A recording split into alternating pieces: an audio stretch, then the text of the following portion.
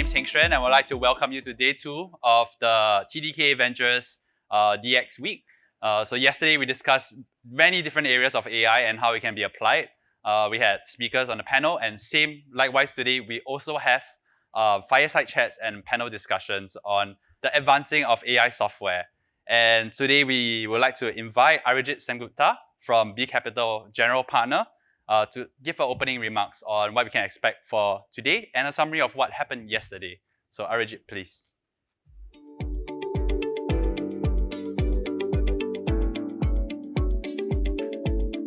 Morning, everybody.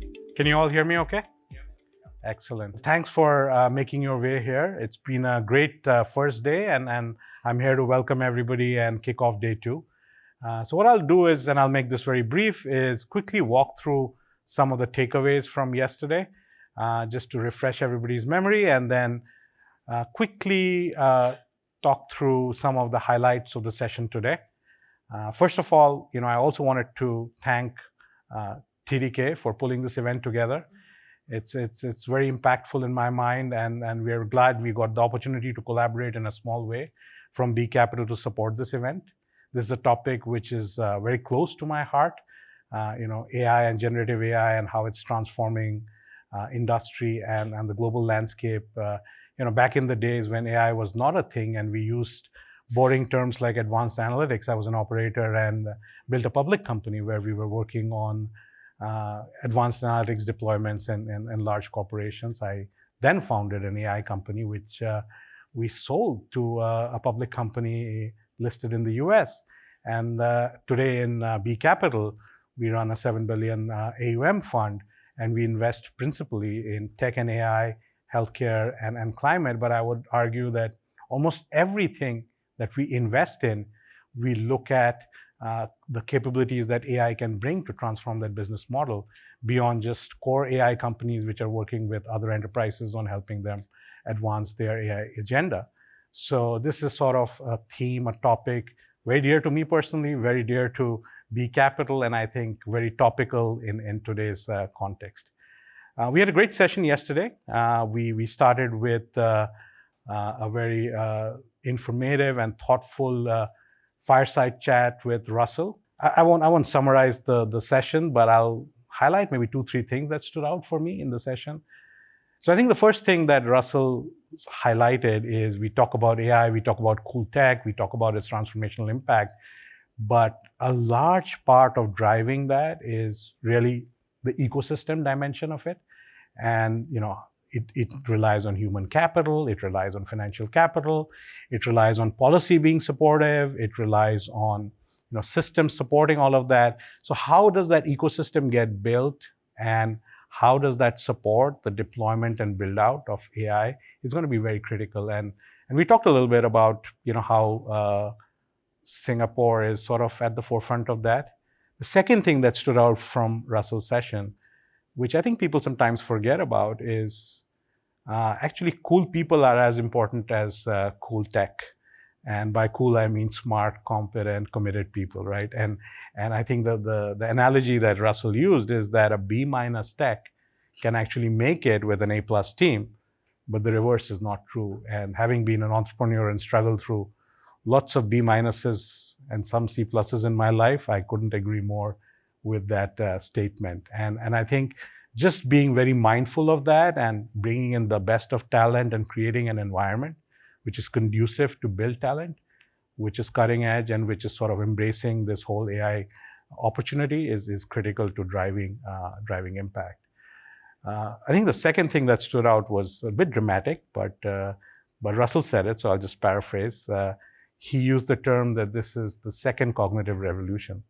And the first one goes back not thousands of years, a little bit longer, the discovery of fire and eating cooked food and what it did to the human brain. And that was an interesting sort of analogy, because if you think of what AI does, ideally, it should expand human capacity in a very, very substantial, ideally infinite way, right? And so it'll allow humanity, hopefully, to progress much faster. And I think I heard that in a morning conversation. If Singapore has 6 million people and it does the right things with AI, that's equivalent to 60 million people. And that's pretty transformational. So that was another thing that stood out. And then we talked a little bit about something, but we didn't really get deep into it. But it is one of the biggest challenges ahead of the road for AI, which is how does society deal with it? This is so fundamental. This is so transformational. How do we deal with the people aspects? How do we deal with the governance aspects? How do we deal with the disruption that it creates?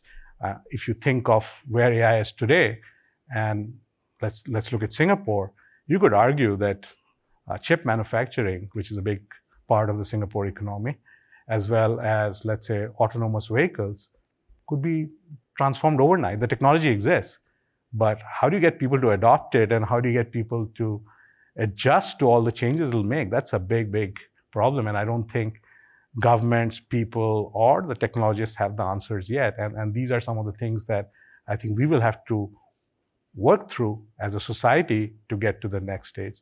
So it was a very powerful session, and I think we could have had a few more hours of it if we had time.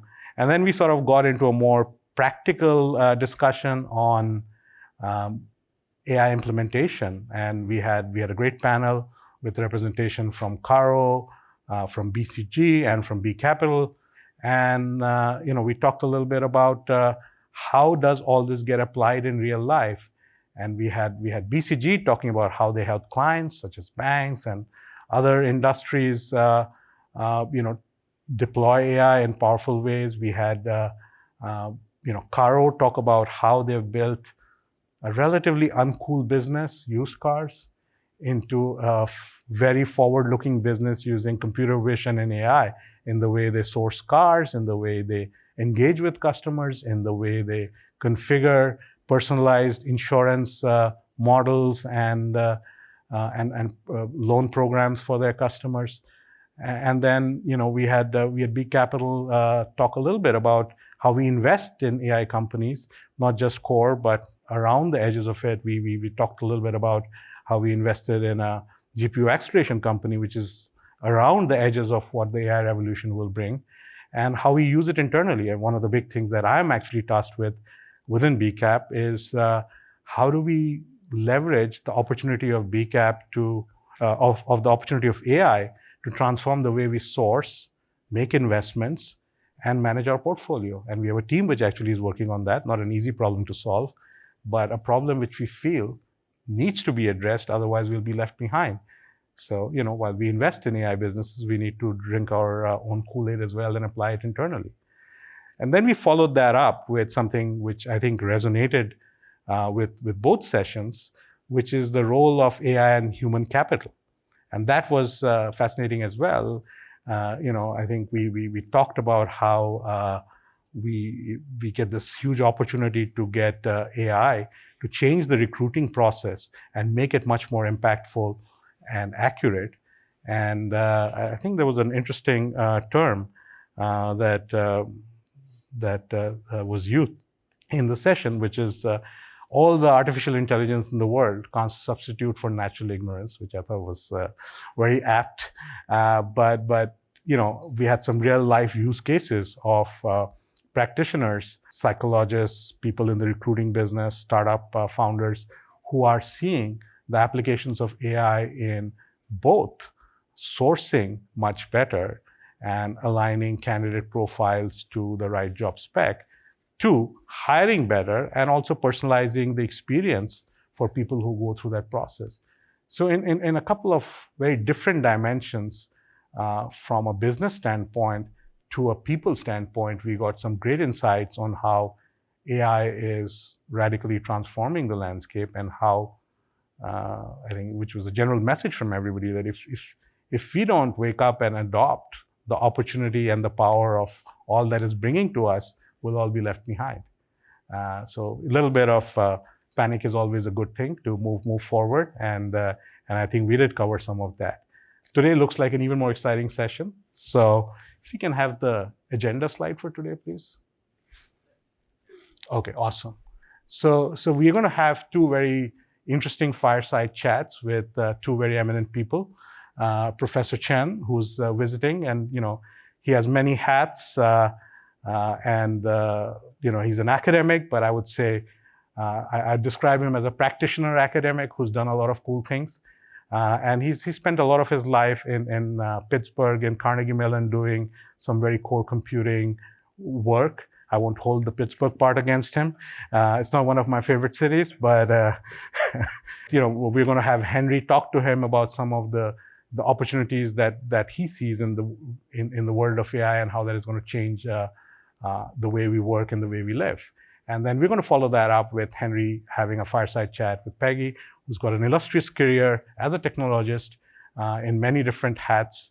And I'll let the two of them discuss that in great detail, but it should be fascinating progressing from a more academic practitioner view to a practitioner business view and sort of drawing parallels, because this is a space where you cannot just be a practitioner. I think you need to go back to the underlying tech. You need to go back to collaborating very closely with some of the smartest minds who may be in academics, and how do you bring that into applications which are real life.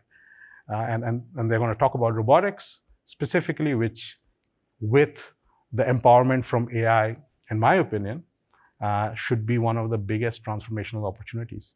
Scary as well, because I don't know what it does to manufacturing, transportation, logistics, all those industries, but huge potential there.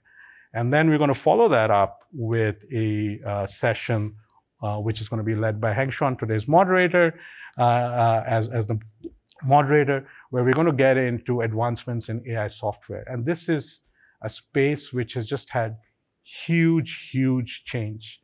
I remember when people used to talk about data scientists and statisticians, then we talk about industry experts.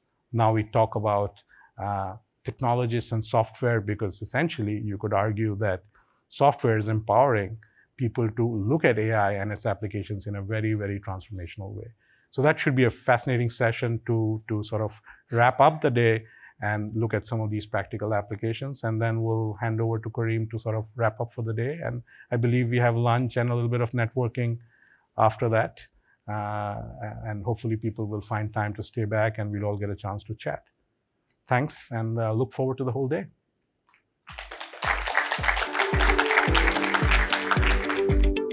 Thank you, Arijit, for giving the opening remarks and giving a quick summary on what you can expect for today and what happened yesterday. So right now, we'd like to invite Henry up on stage, investment director at TDK Ventures, to do the second session for the fireside chat, as things get heated up with 2 back-to-back fireside chats, and after that, we'll have advancements in AI software. So look forward to hearing more insights in this space. Henry, please.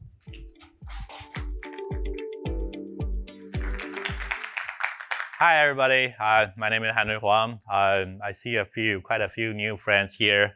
A bit more re-intro myself. Investment director with TDK Ventures.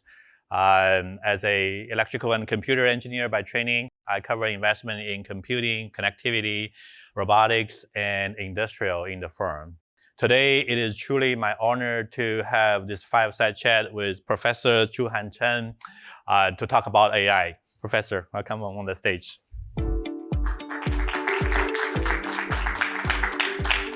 So please have a seat. Yeah.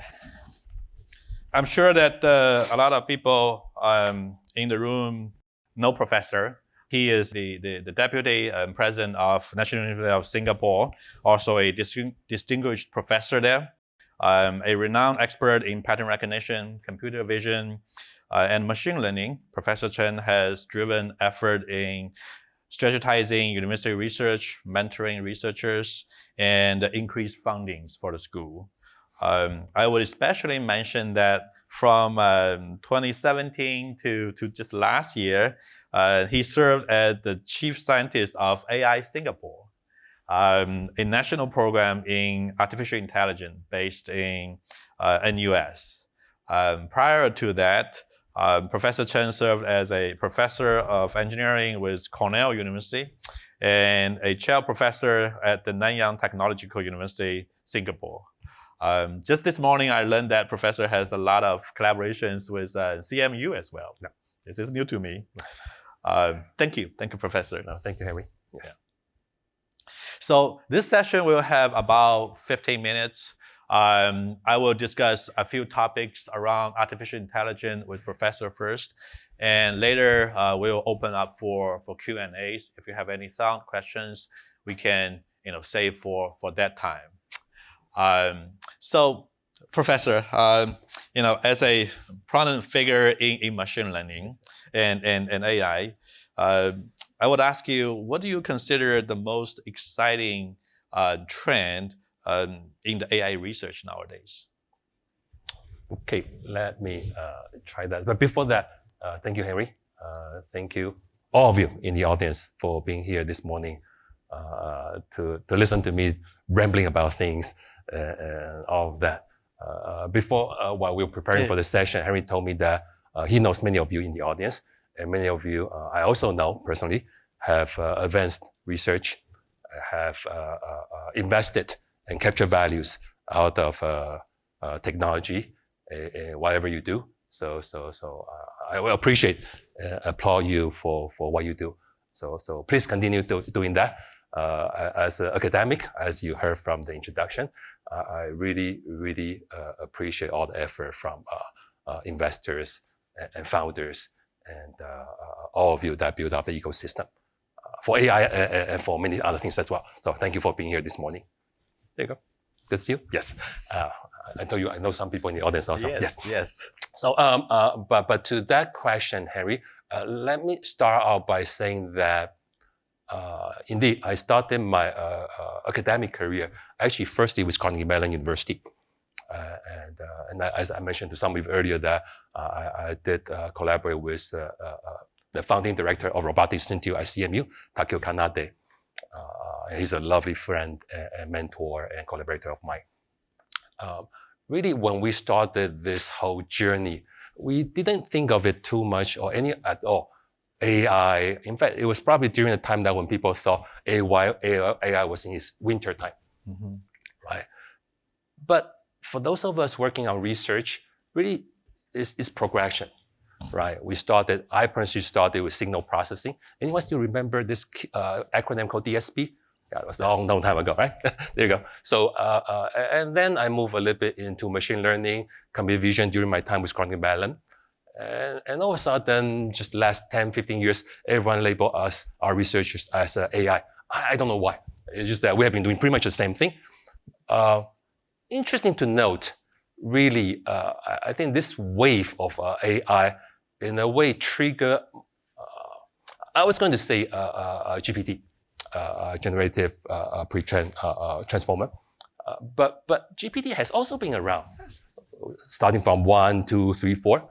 But somehow, November 2022, now it sounds like so long ago, this thing called ChatGPT all came about. And that's, I have no idea, took all of us by surprise. But for us in the research and technology and innovation community, it's really progression. It's nothing sort of revolutionary. It's really just evolution. Evolution of what? Sorry, I'm academic. I'm going to use some jargon here, if you don't mind. Is what I refer to, or those statisticians refer to, as conditional probabilities. And if you feel a bit acquainted to that. So conditional probability basically says we're trying to collect enough data so that we know the probability of X given Y. And X and Y could be any pairs of data. Just keep that in mind. Throughout the day, I'm going to bring that up once and over. This evolution of conditional probability really has led people believe that AI has gone far and beyond whatever we thought of. No, it's the same thing. Let me start with this by saying that those of you familiar with computer vision, we thought it was a difficult problem. Looking at image without any training data, understanding what the image is trying to tell you. Now it seems not so difficult anymore with the thing what people call AI, which changed. Basically, it's conditional probability. It used to be probability of X being the label of that image, given Y the image. If you give me enough pairs of the images and the label, I will be able to estimate this conditional probability and then give you the whether it be MAP or ML estimates. Okay, and then so that was image recognition. Yeah. And then how about language translation? When you started, again, it was P of X given Y. X being French, for example, Y being English. So if you give me enough pairs of French and English, it shouldn't be that difficult. After a while, if we have enough data, I will learn, if you give me a sentence of English, I'll be able to translate what's the most likely, or MAP, estimate, whatever that is, French. Did I get it right? English to French translation, right? How about recommendation system? When Amazon.com first came about, people say, oh, how amazing that was, right? By looking at me browsing a few books, it would then recommend me new books to buy. Same thing. X being the history of your browsing and Y being the book that you're likely to buy. They don't have data from you, true, but they have data from so many other users so that once you start browsing some books, they know what are the books that you're likely to buy. Again, it's P of X given Y. Last but not least, even this most recent revolution, some people prefer to call it as AI revolution or AI whatever. Yeah. It's P of X given Y. What's X and Y? Now you know it. Y is the question people ask, and X will be the answer. And ChatGPT pretty much does that.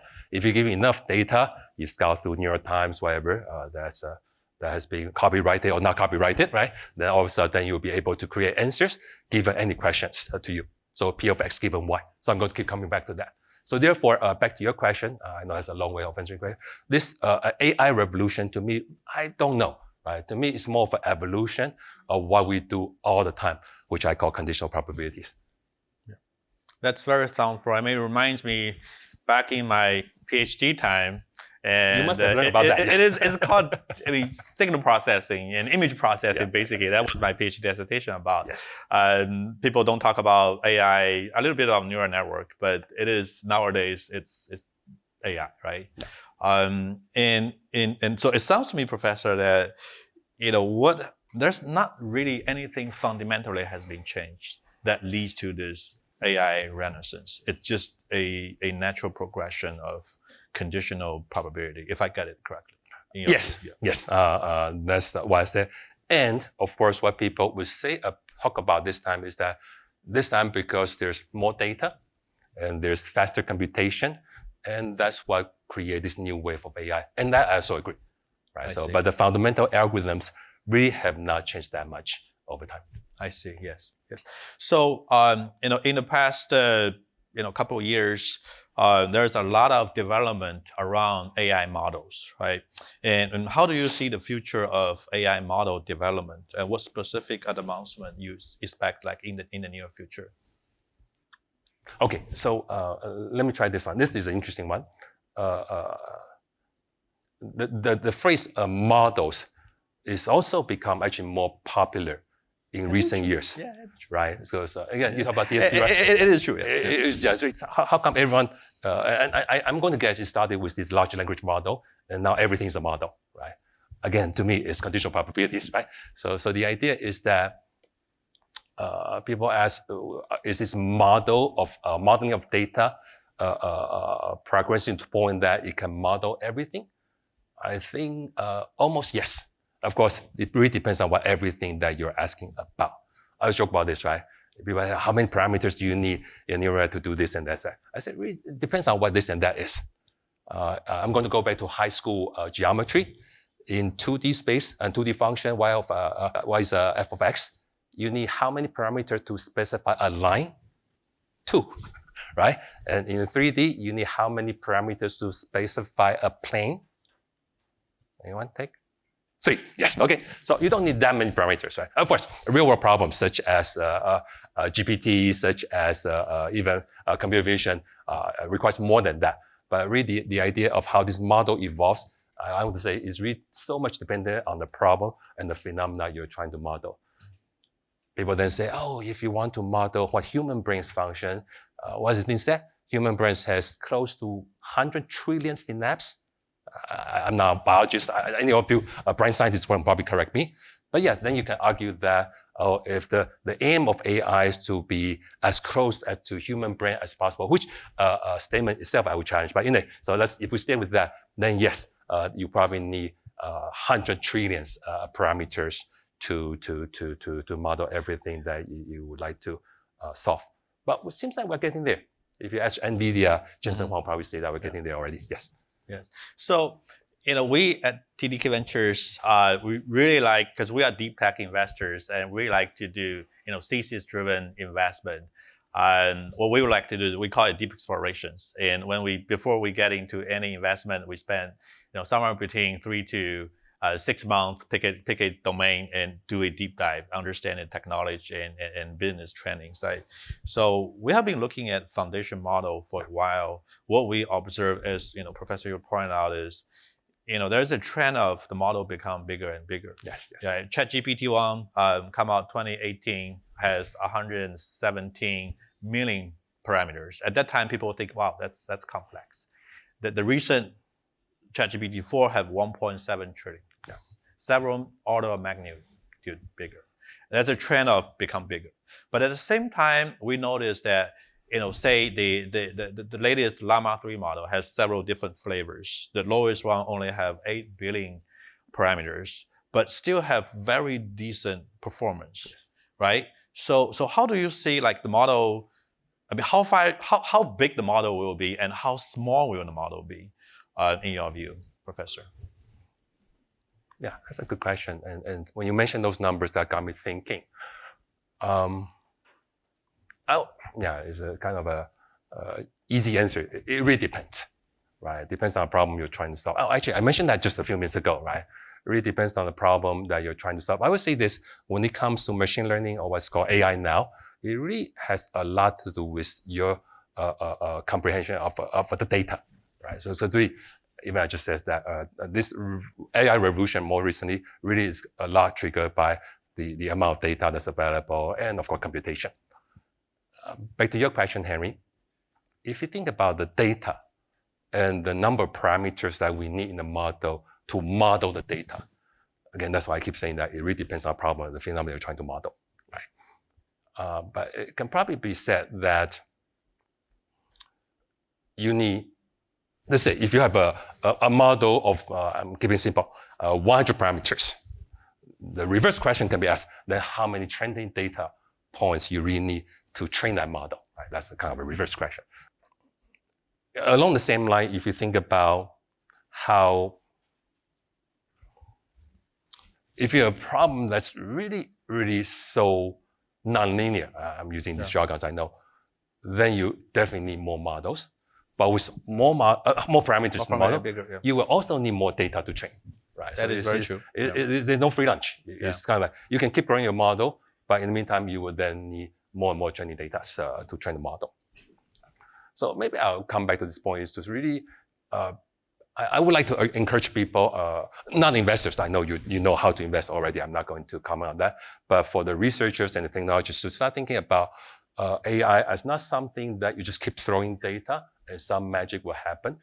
Really, as you deal with the phenomenon you're trying to model and the amount of data that you have, think about the quantity of the training data you have.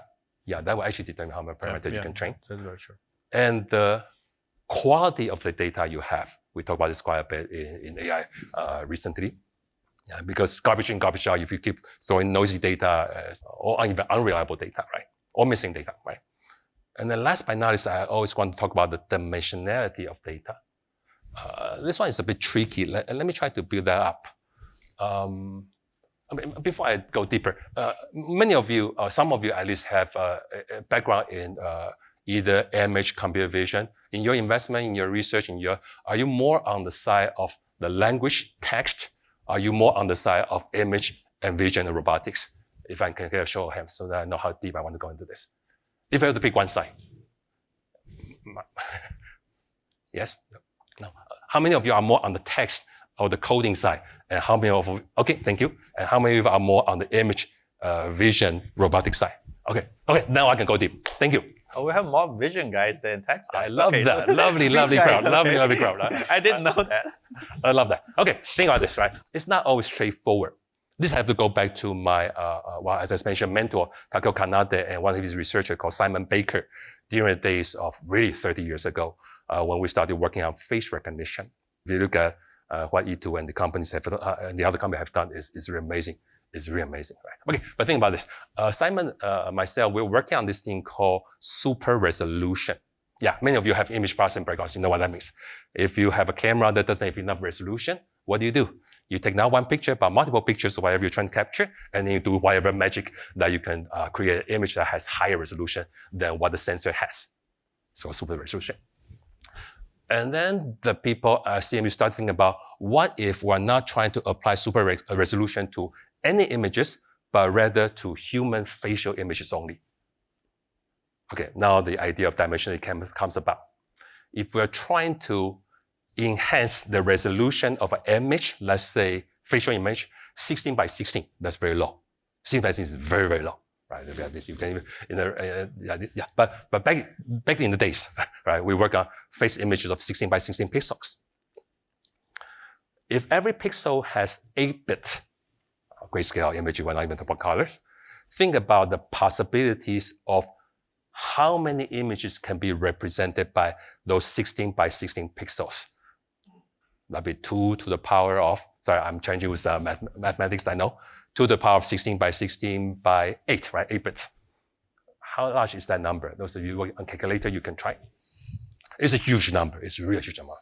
But is that a dimensionality of the problem you're trying to solve? If so, then I say hopeless, you won't even get there because that number is just way too big. Now think about another number. The number of the world's population, what is it today? I lost count. How many people on the world today? 7 billion. Okay. If I have a camera looking at every person's face, capturing picture at 60 hertz per second, all the time, throughout human history, I'm not sure. How many years human have been around? Yeah, if you multiply all those numbers together, that's all the possible face image that have ever been seen by a digital camera, assuming digital camera was born the first day there was a human on Earth. Think about these two numbers I just mentioned, X and Y, which one is bigger? The first one is much, much bigger, right? So therefore, even in this problem, 16 by 16 pixel images, if you have to work on all the possibilities, that's hopeless. But you have to work on only human faces, then it becomes very, very possible. Exactly, that's what Simon Baker, Takeo Kanade, and myself have worked together. We actually called it back then, 30 years ago, hallucinating faces. So the idea is that given a small image of 16 by 16 pixels, we can create very, very convincing high resolution from that little small image. And by that time, we call it hallucinating faces because the face has never been seen by the camera. It was never in the training data, but yet we'll be able to hallucinate. And now, of course, these days, hallucination has been used in AI all the time. We'll probably come to that later, but it's just amazing how the words come around. Back then, hallucinating faces were thought of to be a very, very intelligent algorithm for enhancing resolution of human faces. Wow, this is a fascinating story about a use case here. It was. Would you highlight some of the most promising applications of AI, in the near future? Beyond what you just said, yeah, because there's so many things AI can do. If I have the crystal ball, I wouldn't be sitting here, right? But anyway, you guys probably have even more clear view of the crystal ball that's in front of all of us. I'm going to speak on behalf of more academics, right? Because really, the academics, we will continue pushing the boundaries of AI as we have for the last, 50, 70 years, depending how you count. But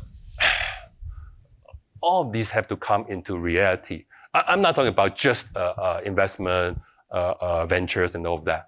I'm also talking about the reality of these tools that we produced. It was mentioned, right? This AI revolution sounds like human, just like last time human discovered, is it discover or is it invented fire, right? I mean, it was. So to me, what would be more interesting going forward, and maybe actually more than interesting, is more important or even critical, is how we actually find ways to use AI in a more honest way. Now I'm going to go deep a little bit on that one. People ask me, Prof. Chen, you're chief scientist of AI, Singapore, you must know the answer, right? When is this singularity is going to happen? All of you know what I mean by that, right? Machine taking over humanity, that kind of thing. I've been in the profession for many years. I remember first time people asked me that question when I started my career, my answer was 50 years from now. I mean, it's a joke, right? And then now if you ask me the same question, I would still say 50 years from now, right? So the idea is that really the use cases of AI, they are truly honest usage that would benefit whatever the workforce and all of that. I would like to ask all the researchers, the investors, and the founders to really think about how to use AI more honestly, right? Because I do see recent events that got me concerned about how AI can be utilized in either a misleading way or really just totally a little bit disastrous. Yes, that is very true. So, I mean, another hot topic nowadays is the artificial general intelligence (AGI), right? And I think just last month, probably 2 months ago, Google DeepMind published a paper, set up a framework of the AGI from level 0, which is no AI, to up to level 5, which is like Superman. And it says right now with ChatGPT and Llama 3, we are just at level 1, which is equivalent or slightly better than an unskilled human. So, Professor, I mean, first is, would you agree on that framework? And if we adopt that framework, how far are we to get the AGI, or we'll probably never get there? As you said, I mean, it's 50 years, always. Now, yes. Yeah. Yes. I don't know. I would say as a researcher myself, I really never liked these kind of. Actually, maybe turn this around to the audience, right? If we say level 1 to level 5, is it? 0 means nothing, and 5 would be. 5 will be like Superman. And right now we are just at level 1, which is unskilled person. Okay. For AI, I don't know, right? I think anything I can do today, I always tell my students, if you like, tomorrow put it on App Store, you can start making money already, right? So this linear progression of 1 to 9, and what's now talked about for AI 1 to 5, I don't know.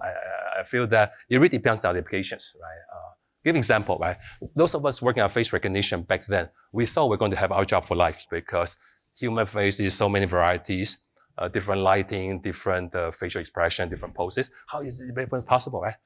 But now don't even talk about that anymore, right? So it's as if that face recognition, all of a sudden, the whole development is shortened by whatever we call AI now, right? So I know I never really liked the level 1 to 5 kind of thing. They are like in certain areas it's doing already. Pretty. Yeah, it's better than it's a lot better. I don't know whether it's a superhuman or not, but it's a lot better than average people, right? Exactly. Yeah.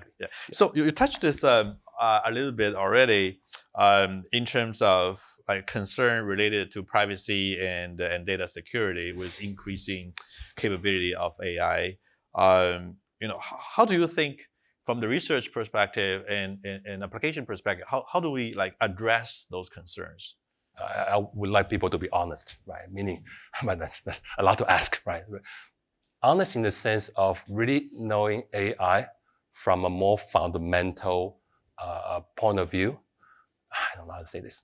Rather than thinking it as a how you call panacea or a magic pill or a black box that if you saw continuous throwing data, it's going to come out with magic, right? I like people to be more honest with AI. Actually, going back to that singularity I mentioned, right? I was joking, right? Singularity 50 years from now and also.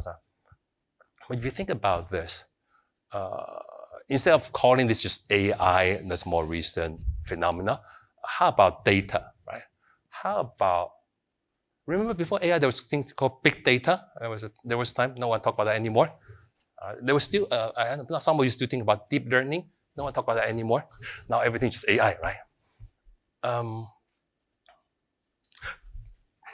I worry actually more about this so-called algorithm that's already changing our life than whatever you label it as machine learning or AI or data, big data. I'm pretty sure all of you read news on your phone or on the web. But for newer generations, they don't even follow mainstream media anymore. Everything they have is from, you name it, right? TikTok or whatever. I know it's controversial, but I'm not going to get to that, right? The algorithm that's now feeding everything that you consume news-wise, it's the same algorithm that has been always there, even whenever everything becomes digital, right? Actually, I did mention that Amazon.com, right? We call it collaborative filtering back then. They somehow, by checking out how you browse among these books, they will actually recommend you the next few books to buy, right? And they are very, very good because then the chance of this consumer buying those books is very high, right? If you think about that, the algorithm that's curating the news that you read every day now, it's pretty much the same algorithm. It looks at what you have browsed in recent days or years or whatever.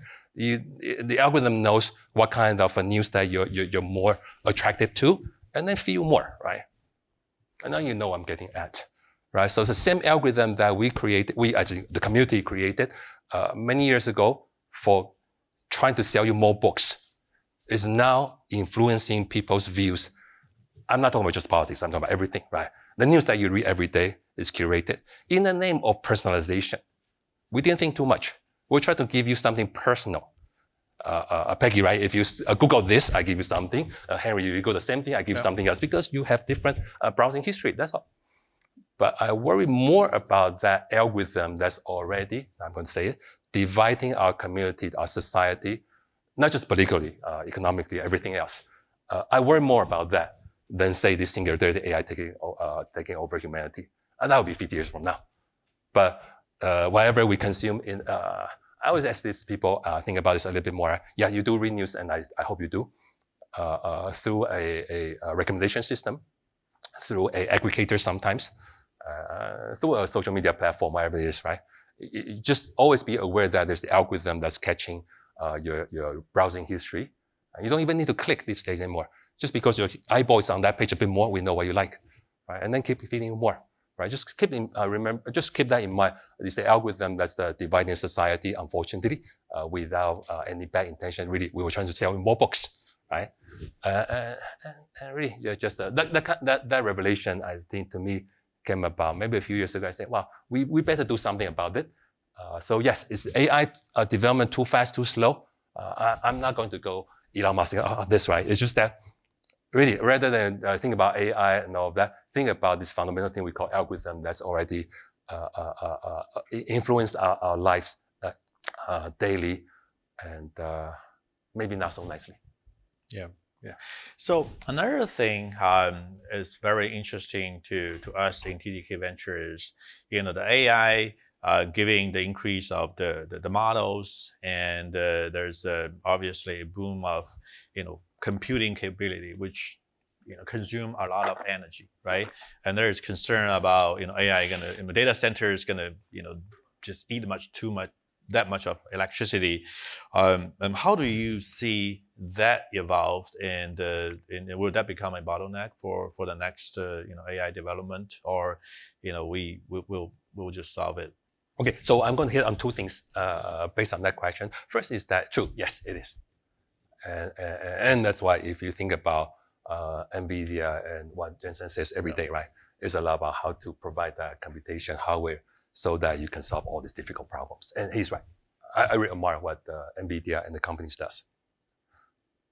In addition, I'm more so interested, I don't, any of you investors, have you also found companies or inventors or innovators that are also trying to improve the algorithm? Not so much.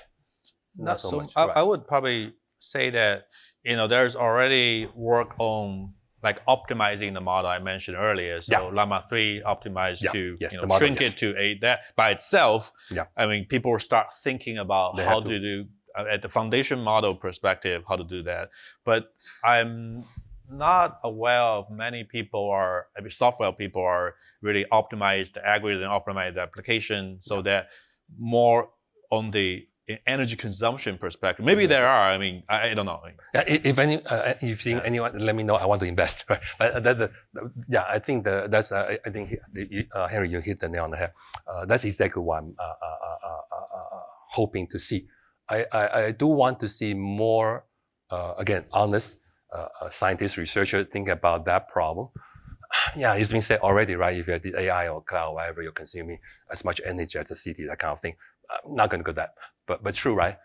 Remember what people say about something else also recently about some technology that's very, very energy consuming and therefore it's probably not going to fly and all that?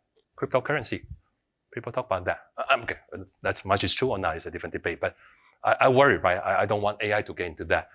Also another energy consuming thing, therefore you will never take off that kind of thing. I don't think so, but that narrative's built up. So what I would definitely want to encourage, and definitely I myself are also paying attention to researchers who are really honest in think of, rather than just keep throwing data on the same algorithm and try to get more out of it. I want to see people who work on the fundamental of the algorithm, advances in the algorithms. Yes, reduce the number of parameters in the model. Yes, that's definitely That's a way one to go. effort, right? Yes. Yeah. But really, as I said, the learning algorithm, the inference algorithm we've been using all these years, pretty much more or less the same. Yeah, so I would like to say, therefore, yeah, more effort can be made in terms of true, honest algorithm advances that can really make AI less energy consuming and also a little bit more transparent. Again, I'm not going to go doomsday on this, right? But it's true, right? If you think about all the high-tech companies that are owning your data these days, it's been said, right? The next superpower is not any countries, it's these big tech, high-tech companies because they own your data, right? So, yeah. So how can we make the algorithms more transparent? I'm definitely a strong believer in open source. Open AI is a different question, but we'll come to that later. Yeah. So, yeah, if we can advance the algorithms to be less energy consuming, but also more transparent, so that no one company, no one individual, no one country owns the algorithm or the data, that would be nice. Yeah. So you touched on the open source. I want to double click on that. Is there's two set of models, right? Open source model versus private models, right? And what are the pros and cons from both technical perspective and business perspective of these two different approach?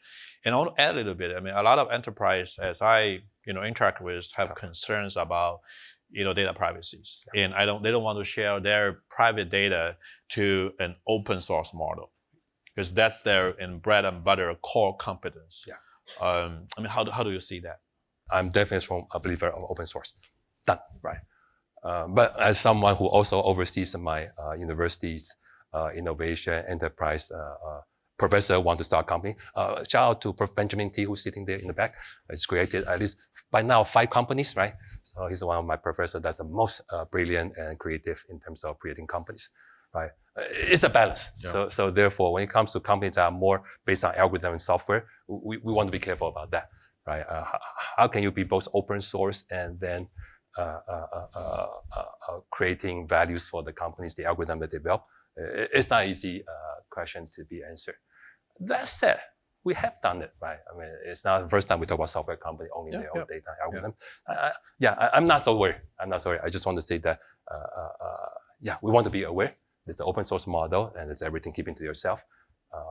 When I say I'm a true believer of open source, I look at it more from, if you will, ethics, privacy point of view. I wasn't really trying to say that if you open source everything, then you have no profit to make. Yes, that's very true. So it's not binary, maybe put it this way. So I want to switch gear a little bit because you are renowned researchers, but also wearing the hat of NUS, right? And how does NUS support AI research and AI-driven startups? I know you have quite a few programs that accelerators and driving the innovation. Okay. Interest of time, I want to. There's so many things I want, and then I see that we're running out of time. I do want the audience to check out our website, NUS Enterprise.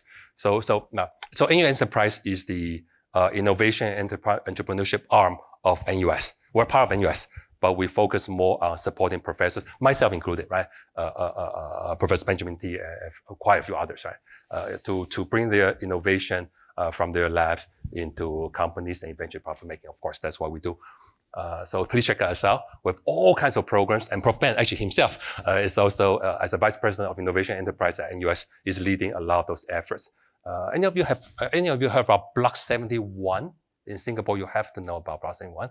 Because that's under Prof. Ben. I even know that in Silicon Valley. You have an office in San Mateo. Yeah, offices. So we have definitely a lot of programs that support professors and researchers, innovators to create companies and therefore capture values of their inventions. But yeah, just only no time for me to go through all of that. Please do check out our website and talk to Prof. Ben during a lunch break. We have much more to share with you.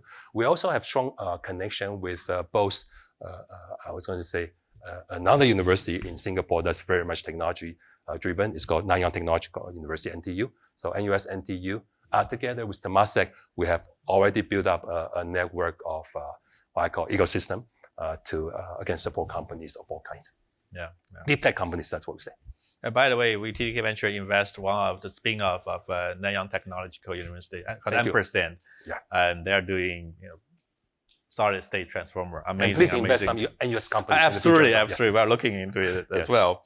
I guess, for now, I would like to, open it up for any questions, comments from the audience. I think we have a mic. If you raise your hand, my colleague can pass the mic over. Thanks for a great session. I really enjoyed it. Couldn't resist the question which we didn't really cover yesterday.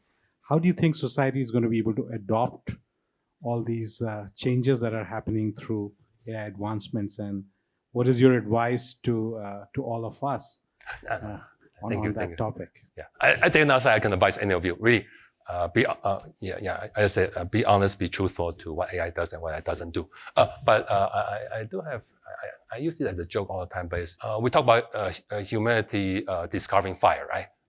Of course, fire can benefit, fire can hurt. Okay? Yeah. I'm not going to go Oppenheimer about this also, right? Atomic energy, right? Something, but something less controversial, right?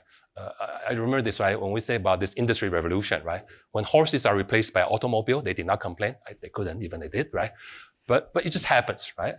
And of course, when the human labor was replaced by machines, there were a lot of difficulties. But eventually, I think humans have lived. I'm talking about manufacturing machines, right? I'm a strong optimist on this, right? Humanity will win, and that's why I always say 50 years from now, right? Eventually, we have to find ways to really utilize AI carefully and honestly. There was a lot of effort on what's called AI for good. I think some of them were useful, some of them maybe just lip services. But anyway, but I truly believe that in the end, those of us, the scientists, and how you call them, the corporate world, maybe including also some of your business, big and small, and the governance, what we call government policy makers, all the three sides have to come together when it comes to how to benefit from AI and try to make sure it's used properly. Not every one of the three parties can do this alone. I would say this, right? If you leave any of this to the technologists ourselves, the scientists, the world is going to go even more crazy. Right? Yeah. So definitely the scientists, the technologists, the policy making, whatever you call them, organizations, and the corporate world have to really learn how to coexist. Someone mentioned about human capital already, maybe yesterday. I actually do worry, right? There's a lot of competition for talents between the academia and the corporate world. I do believe that there's a way to I actually know that there are examples of companies and universities have found ways to work together. And I think that's the answer to your question. That's all parties, academic, industry, and governance have to all work together. Yeah, if not, then there'll be another, I don't know, atomic energy story that we would not want to tell when we get older. Good. Maybe we have time for another question, please. China, yes. Yeah, this is probably the last one. Okay, thank you, Professor Chen. And just call me Tsuhan, please. Yes. Yeah. Yes.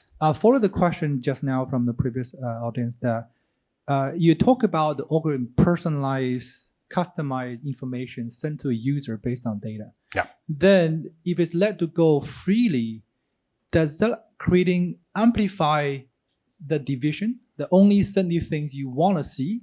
And because our world comprises diversity, different people, different race, and if you only to see things they want to see as a small society, then does natural progression end up to be a different definition of singularity, more divided society? Then in the end, come back to a negative consequence. Just like when a free market, there is no government intervention, then you have a depression after a few years because things just doesn't work out by itself. Would the AI thing go naturally by itself? It end up more chaos in the society because more dividing. The answer is yes, it's already happened. Right. I did mention OpenAI a few minutes ago. I do worry, right? I mean, OpenAI, as you know, they started with this, if you will, intention, right, of making AI available to anyone. And I don't know how much of that is still left, especially if you think about what happened to OpenAI recently. I hope, right, we will find the answer to what you just said. If I may borrow maybe 2 more minutes. Again, I'm not going doomsday on AI. Actually, the opposite. I'm more of, if you will, Andrew Ng kind of people who say we need to continue pushing AI, but do it properly, right? So I believe that the human nature of this news recommendation based on your browsing history can be balanced by people good intention of truly want to be well-read. Meaning, if you're just lazy, just follow whatever social media platform that feeds a story, then you are what you are, and there's nothing we can do about that. So therefore, in our research group, which we call information gyroscope, there's some, if I have more time to go with that, we're trying to come up with maybe a new sense of algorithms that will, yes, feed you news, whatever books that you are likely to buy because we still want to make profit out of you, right? But in a more balanced way in that every once in a while we'll throw you things that you may not know that you like. But if you want, you will want to check them out, right? In statistics, we call it exploration versus, what's the other one? Exploitation, right? So I still believe that the humanity is going to do the right thing to balance between these two extremes. That is, continue that the algorithm just dividing society. And some of us, enough of us, even the mainstream media, even the companies want to work on more fact-checking, if I may say. Recommendation system that are personalized, but not so putting all of you into echo chambers. And some tools on your phone that will every once in a while remind you, last week you spent this much time online. Actually, some of your iPhones, I'm pretty sure, do that already. But also, by the way, for all the time that you spend online, maybe this percentage you spend on unreliable sources. And if you are interested, if you say, that's what I want. I want to get myself entertained, like I want to be entertained by Fox News, right? Then it's okay, it's your choice. But if we give you that feedback, maybe you will say, maybe I want to check out something that I didn't know, but maybe I should know. So my research group called Information Gyroscope is trying to pull all this together. And also to the same question, the question earlier, that we're trying to put the scientists and professors in law school. Actually, we also put in people from behavioral science community. We try to understand this. We need a balance, right? As I said, between technology, the corporate world, and the governance. And hopefully we'll get all of this. We have to. Otherwise, the 50 years I keep saying will probably become shorter, and we don't want that. Okay. Yeah. Thank you, Tsuhan, for the question. Thank you, Tsuhan. Sorry, we are at the end of session. It's very thoughtful, very, very insightful. And among many golden nuggets, I would say that there's a lot of discussion about this AI boom and revolutionize AI gonna big impact to the society, which is true. But from you, Professor Chen, from the academic perspective, it is indeed a evolution and natural progression of how AI is models are progressing. There's the fundamental hasn't been changed that much. That is like new for me, and I'm sure the audience learned a lot of other golden nuggets as well. So thank you. May I just add, please. If I say yes, that's true, and I like people to all of us, the technologists, policymakers, and the corporate world, to be again honest, right? Then I think we'll together get out of this in a very useful way. Just what humanity have always done with any technology revolution. We've come out at the end, not at the beginning, but at the end on the right side of what we need to be. So I'm hopeful. So it is true. We need to make sure that the technology be honest, be optimistic, and be trustworthy to each other. Thank you. Yes. Thank you. Thank you so much.